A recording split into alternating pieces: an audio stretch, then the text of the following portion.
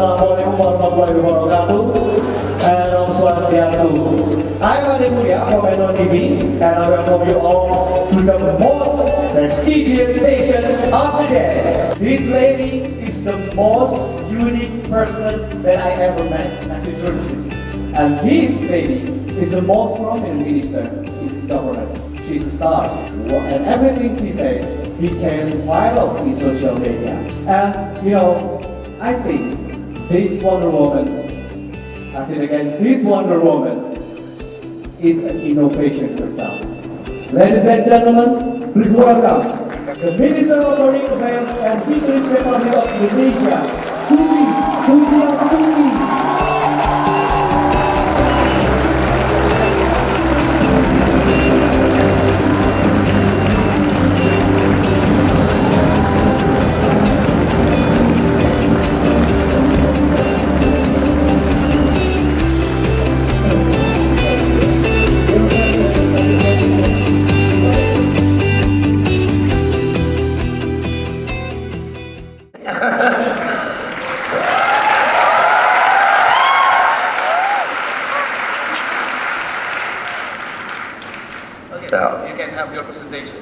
Okay, thank you very much. Of course, the first I would like to express my appreciation to all of you to use Bali as your conference for this time, so for the change of the large-scale innovation in my policy in Indonesia.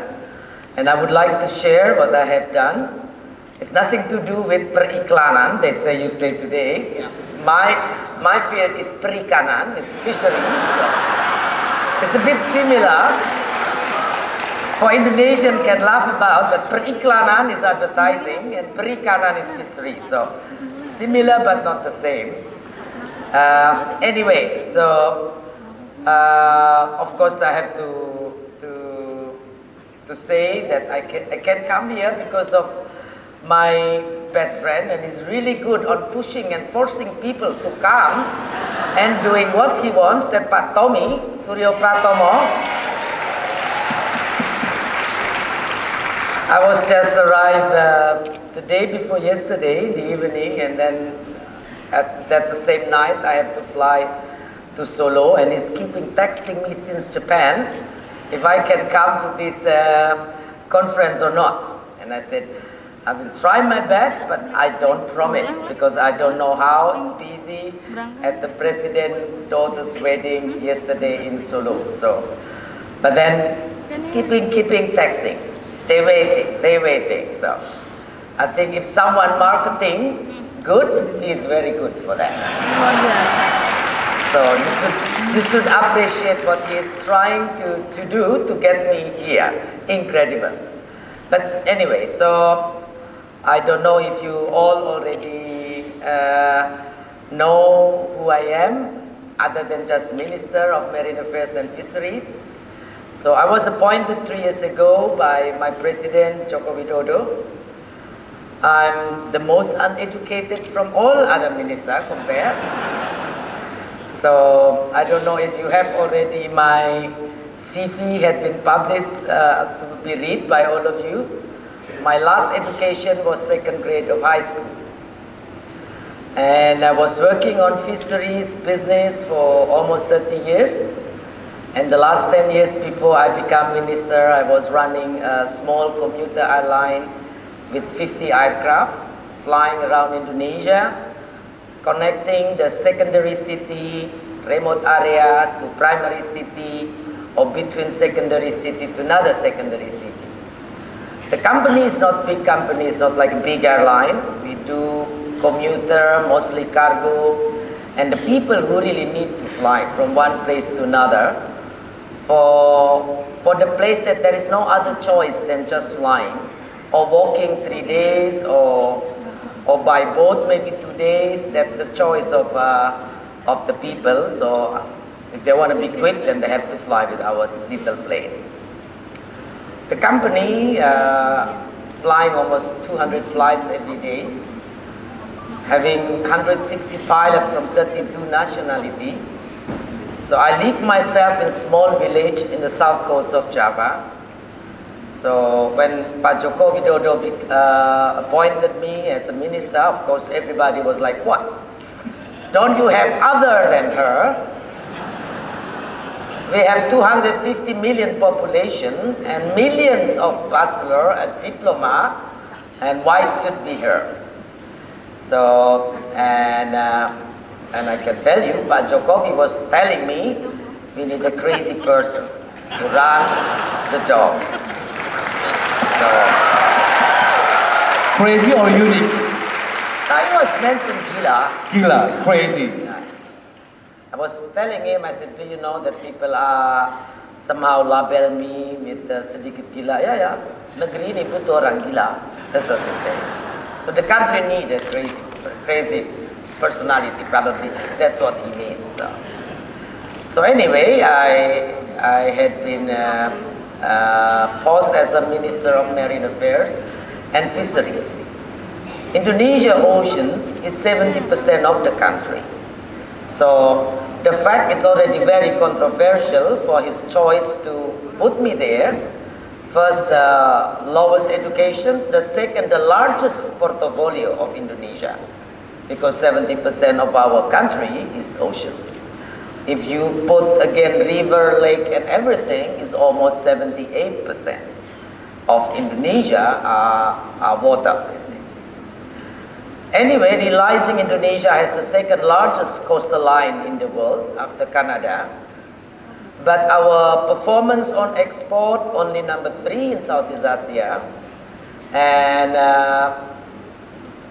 our fisheries household from the survey we do from 2003 to 2013 decreased almost 50%, and the purchase power of fisheries household is also very low. So there are so much of problem to be, it's very irony for the big country and having the second largest coastal line. So if you see problem, there is the problem. So I have discussed here and there with my team in KKP, in the Minister of Marine Affairs, also with the President, and looking at the regulation and everything. And I see it myself so far on 30 years having business in fisheries, what the problem is. But yes, I did not realize later on that the problem is even huge than what you ever think. So after I start investigating here and there, inventarizing the whole problem and the whole regulation, I find out that actually Indonesia suffers so much from illegal, unreported, unregulated fishing. That had been more than 10,000 foreign vessels operate in Indonesia illegally. And that's why the 2003 to 2013, the fisheries household decreased. 115 company export also shutting down because no raw material anymore. Nobody aware and nobody cared that time. Because what we know, Indonesia is an agricultural country, not a maritime country. We decided 70 years ago, Indonesia-based development is land development. Is it wrong? Yeah, that was, we so far had been told by our government that Indonesia is an agricultural country. But the fact is, Indonesia is a maritime country. Yeah, the fact that we have 70% of water is there, but we did not think that way. So Pak Jokowi is changing our mindset basically. We should not put our ocean in the backyard. We should start thinking to become one of the central gravity of maritime economy activity in the regions. Geographically, yes, we are. Every transport from Pacific to Indian Ocean has to pass our border, as well as from the Southern Sea to the Pacific has to pass our international border, basically. So, but to realize this as a real center for the economy, maritime economic graffiti. It's a work to do. So I start to propose to my president, we have a good regulation. So let's start with this regulation to understanding that illegal, unreported, unregulated fishing had been done for more than 2 decades. So it's something normal. It's something become very, it's just there. To make this problem clean up, it will be a hard work. Okay, Ibu Susi. So, yeah, we know that you are bombing and drowning illegal ships in the last 3 years. Yeah. It is unique policy, but it's not policy. It's our constitution said. That's why I proposed to the president to execute, because we have such a good constitution that can solve the problem. The problem had been happened for 2 decades. What's the value for the country? Drowning the ships. $2,000 billion we lost from illegal, unreported, unregulated fishing. So sinking boat, it doesn't cost us anything. So.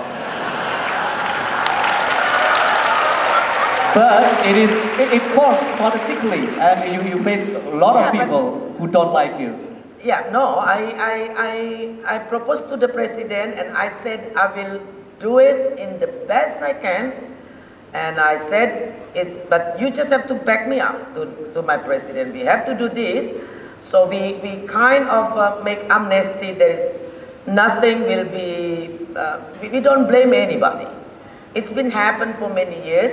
We want to fix the problem of the country. We go forward and we don't digging out of what happened. So what's the result? So what I did is, President agreed, we have some meetings with the army and everything, Navy, police, all together, General Attorney, and we said we want to do this. It's national consensus. It's not my policy, it's not President policy, but national policy to fix the problem of our country. So I call 6 ambassadors, the Chinese ambassador, Thai, Philippines, Vietnam. I invite them for good lunch. This was for a good lunch, only a good lunch. It was 6 hours lunch, so it's a much different. So what their reactions to your policy, to our policy? So I told them, Excellencies, you know, I've been appointed as a minister, and you all know I'm the most uneducated one. I have the biggest responsibility, so I need all your support. And they said, oh, of course, what can we do for you? I said, I need your help to announce in your country that we will execute our constitution number 45, year 2009, that I will sing every single illegal fishing. Ibu, I just want you to yell, tenggelamkan right now. Tenggelamkan.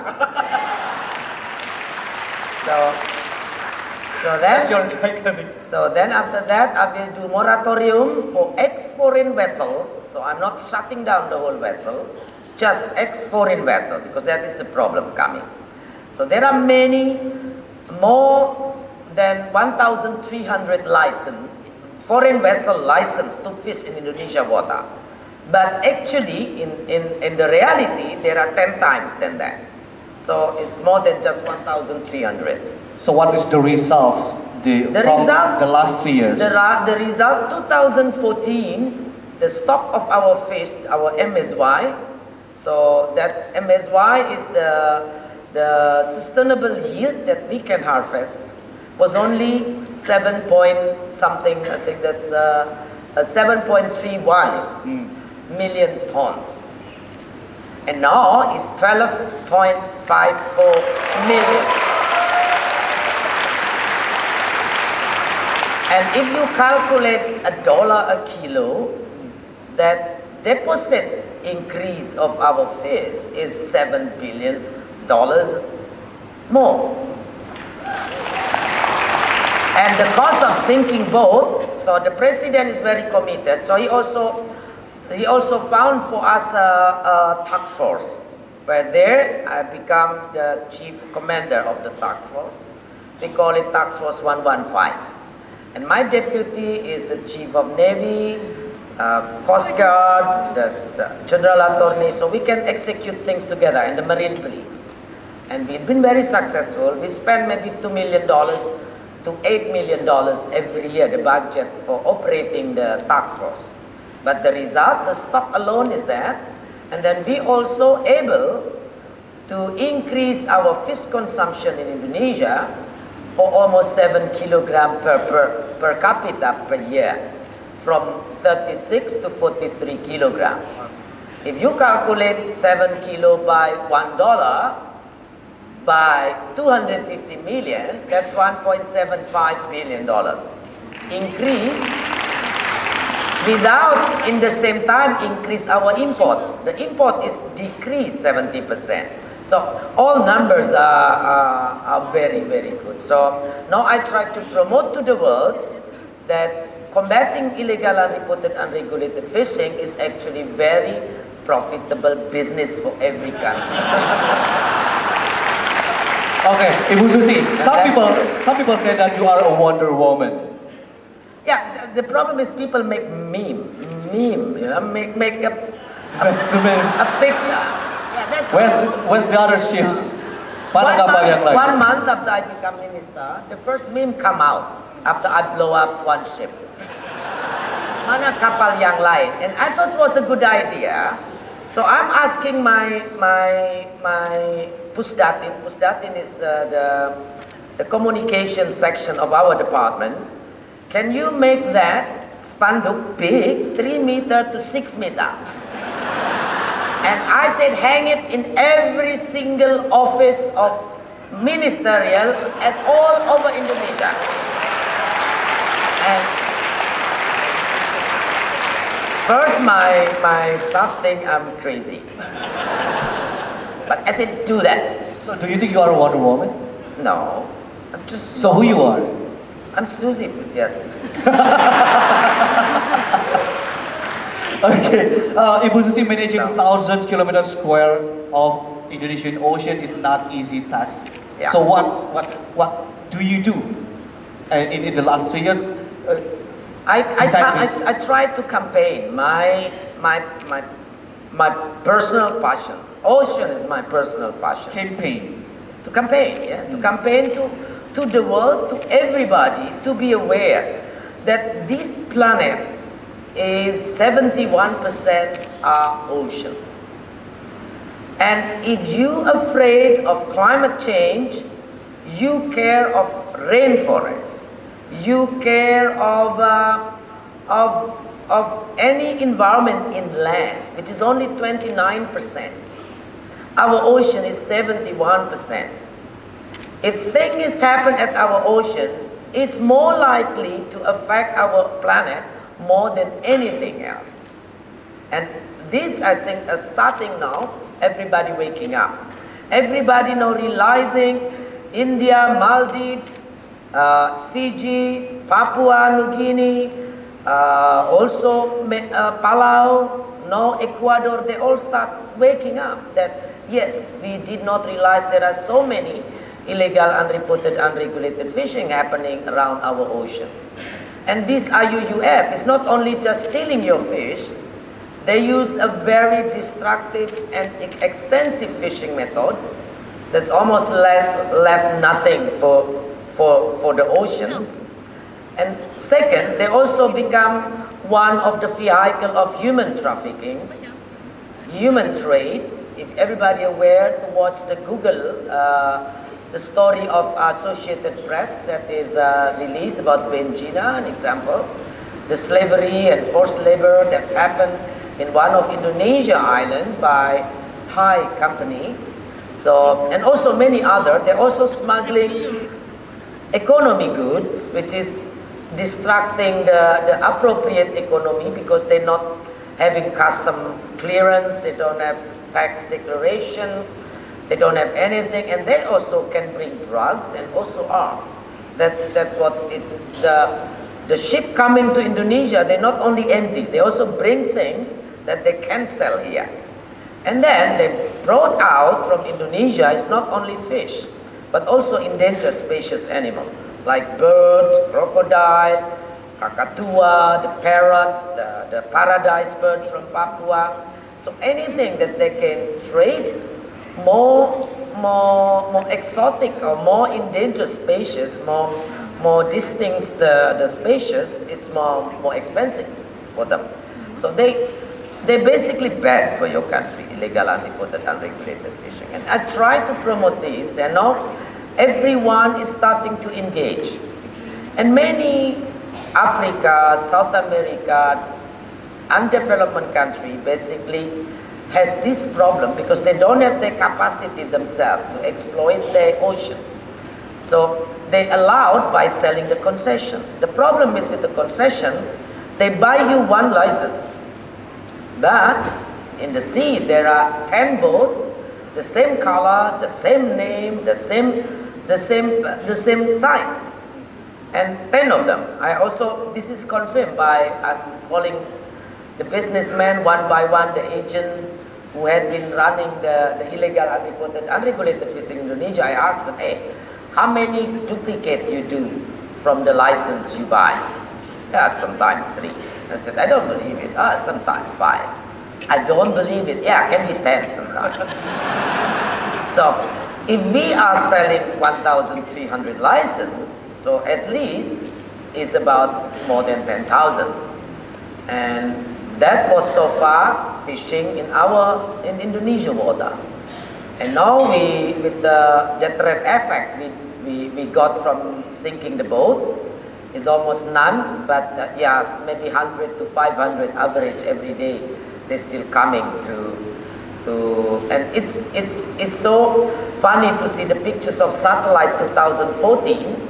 In east part of Indonesia, the most light are in the sea, not in land. But now it's the different because the east part of Indonesia are not yet populated. So you are doing this not only for Indonesia but for the whole world. Yeah, it's giving the awareness to people. So now the world are starting to talk about country distant fishing, the high seas and many things, because at the moment I try to promote the ocean rights. If we human, this little have the rights, why not the oceans? Why the ocean need rights? Because the ocean is very important for us, for our planet, for our kids, for our next generation. For the sustainability of this planet, the ocean is very important. Problem is, the high seas is like a duty-free zone to do any crime, because it's a land of nobody. It's nobody land. It's nobody jurisdiction. What happened in Indonesia now, the illegal, unreported, unregulated fishing, changing the method. So they bring the fish to the high seas over our EEZ, and there the big tramper or the big refrigerated ship are waiting. Like this one, an example. Transshipment. Something like that. Yeah, so before they do in our water, now we ban transshipment in Indonesian water. What they do it at the high seas. So the high seas, we need everybody, because unfortunately, 40% more of our ocean are high seas. And they do really transnational organized crime, because it's organized by several companies in several branches. Just an example, one Viking that we shut down, they have 25 flags in their vessel. 25 flags. So, and the crew coming from 5 nationalities. This is 1,200 gross tonnage vessel. They have about, I think almost 399 kilometers total of length of nets they have in their boat. And the owner now already get penalty in their country in Spain for 60 million euro, and we shut down the ship at our EEZ water. And now it's become monument of illegal, unreported, unregulated fishing. Okay. Ibu Susi, until now you are being attacked politically. So what is the biggest challenges in doing this? The biggest challenge is at the moment the people who lost their business. I mean, you can see now Indonesia trade balance for fisheries is #1 in Southeast Asia. From before, always #3.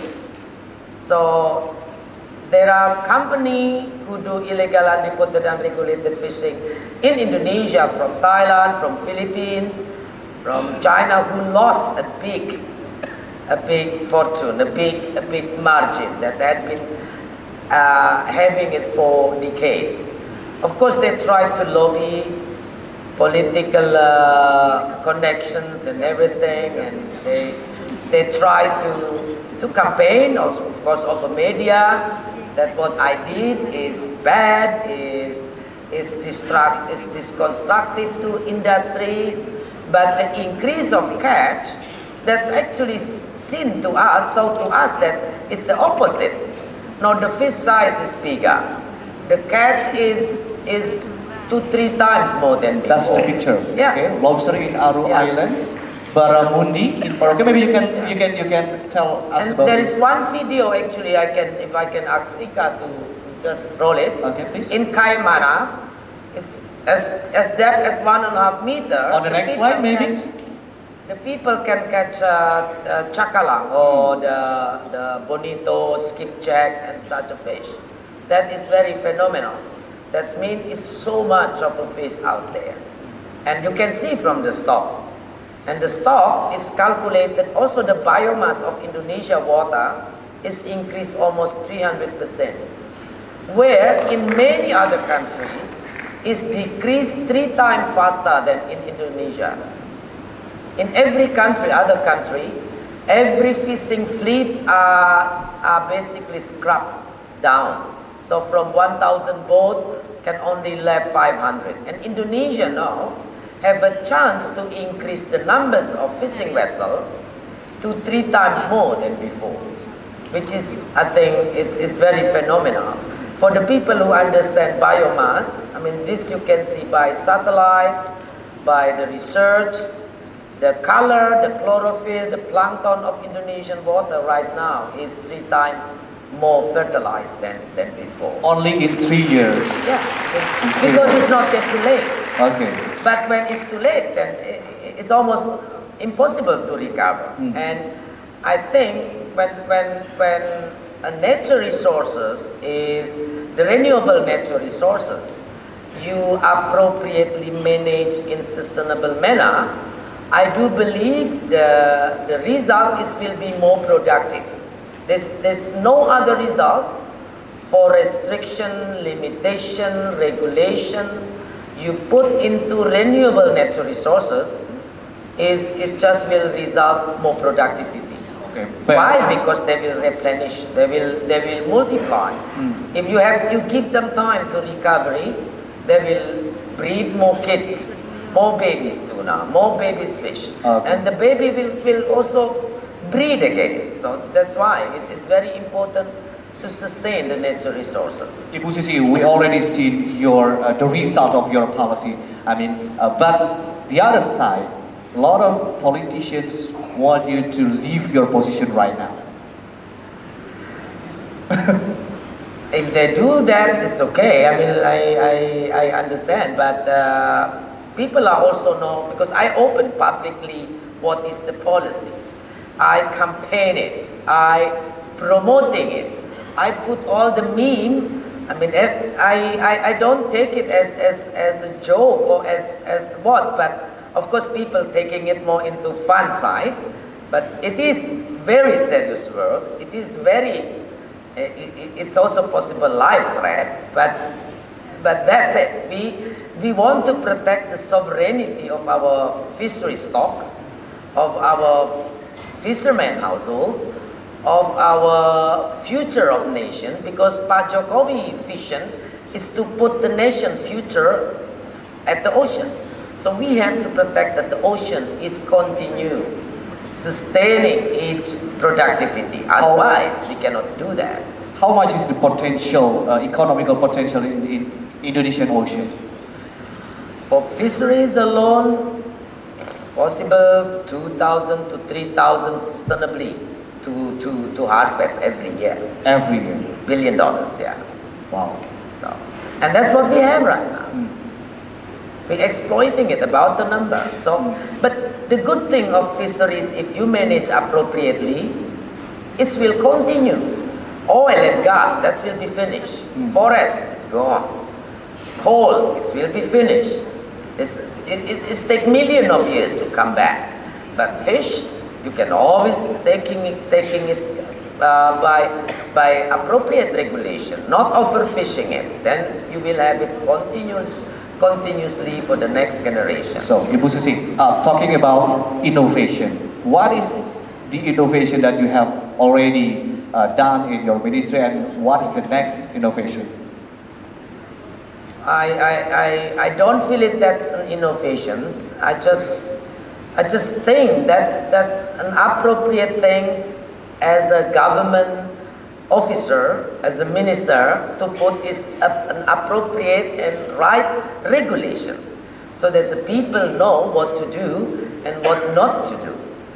Clear sign, also the clear signal to investment. An example, hey, you cannot fish in Indonesia anymore, but you can build factory, you can own it 100%, be open for foreign investment and processing plant on manufacturing and marketing for our seafood 100%.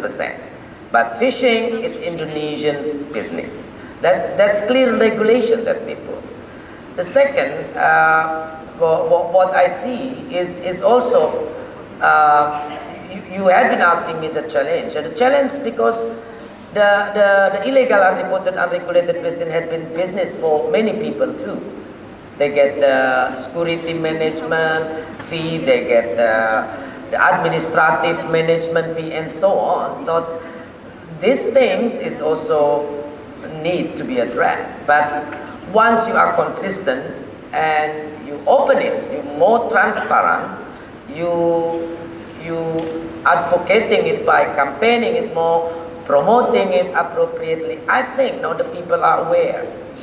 If, example, minister is a political position, I could be replaced anytime by political situation or whatever. But once the policy in place and is promoted, socialize it, and advertising it, like you all do for your business here, the people are aware about that. Then the people cannot, you cannot just take it from people just like that, because people already see it, and that's what I can expect. But of course, there's no guarantee. But at least what I have done, it's being seen, being acknowledged, even being awarded by international community. So in this case, the innovation, if you say I had been done an innovation, I just make it more transparent. That's probably the innovation I have done great, you know, that's opening it, transparency. That's to start with. Of course, the homework is still behind, but yeah, it's the best you can try. Okay, but what is the next innovations? The next innovation will be... Because we know that this is a digital era, maybe you can use, I mean, you are so prominent minister, and everybody in social media is always talking about you. I take the comment, the meme, the whatever. Sometimes I feel like I probably the only minister that had been talk about anything I do. I sleep in the airport, they put it viral. I smoke in the corner, put it viral. Just anything I do.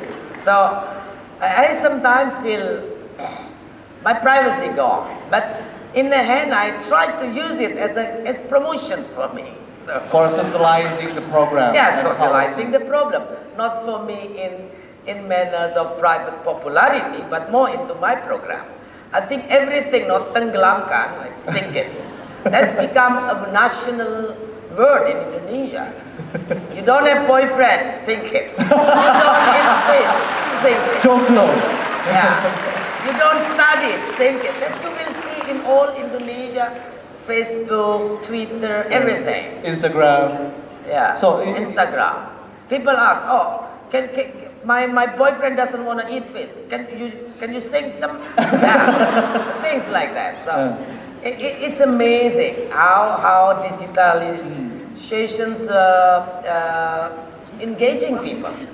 And it's make also very good actually media for me to promote the program and the policy. And now it's become known worldwide. Actually, I want to show before the video that was in Kaimana in Papua. Yeah. The skipjack coming very close to the shore. That's an incredible. I see, you see the cartoon. Sometime I hope one day my children doesn't feel bad to see. That's the video. Yeah, that's the You can see video. the video.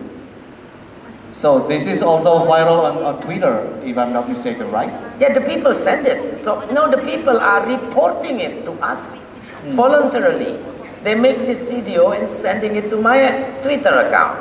So I just have to retweet and make it viral everywhere, and they know that so many fish. So do you think it is the answer to people who doing demo on the street, who want you to leave your position and etc.? So this is the right answer. The demo is the people that doesn't like this happen, because then it goes to everybody. Before, Indonesian Ocean is controlled by less than 20 people with their big ship, thousands of them, foreign fishing vessel. So now everybody can go and fish. It's in compliance into our constitution, Undang-Undang Dasar 45, nomor 33, number 33. So that's what we have to do. So. Okay, for the 5 minute last, I just once again I ask you about the next innovation that you will maybe you have planned for the next 2 years.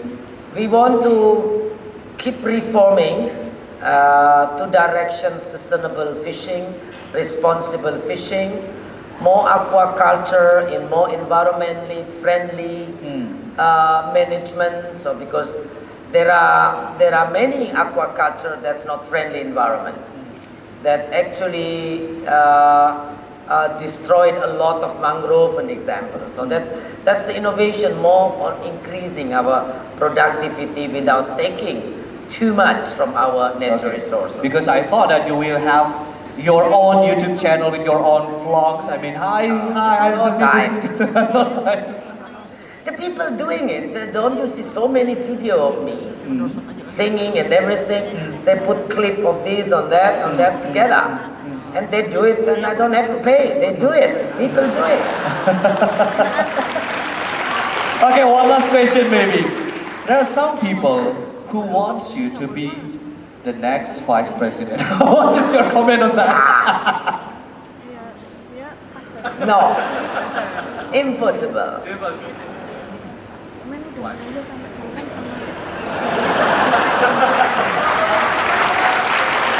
Well, unfortunately, we don't have much time I think too many people are afraid of that. Afraid of you? Yes. Who are they? I don't know. The thief? Mafia? I think people are more afraid. But Mr. President know who they are. You tell him. I think too many people will not like it. If you are. Okay. So unfortunately also there is no Q&A session. So thank you very much. Please give applause. Wow. Thank you. So maybe because they have standing applause for you, is there something to say for all these people and what you want to say to the world? But I think for everybody, be yourself. Don't try to copy or duplicate somebody else that is not you. For ladies, do not make your gender as a problem. Stop thinking because you are a woman, so you can't do that, you can't do this. Stop thinking of that. If you're still thinking of gender problem, then you will not solve your gender problem. What the man can do, as long as not rocket science, you can see it, you can think about it, you can touch it, you can look at it, you can do that. That's for lady. For gentlemen, I think partners with lady on work, you don't have to feel threatening. You don't have to feel the woman empowerment or the woman capability will take over your work. Both of you are need on any field of work together to work. And the most important, you should be happy with what you do.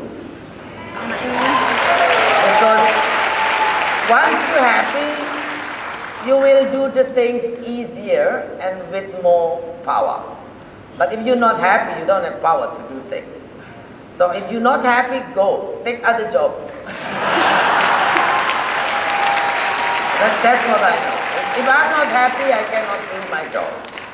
So that's what I can say. And of course, I promote for Indonesian or for all of you to eat more fish because it's healthy. If you don't eat fish, I'm gonna be single. Okay. Ahmad Mulia, thank you. Thank you very much. Thank you.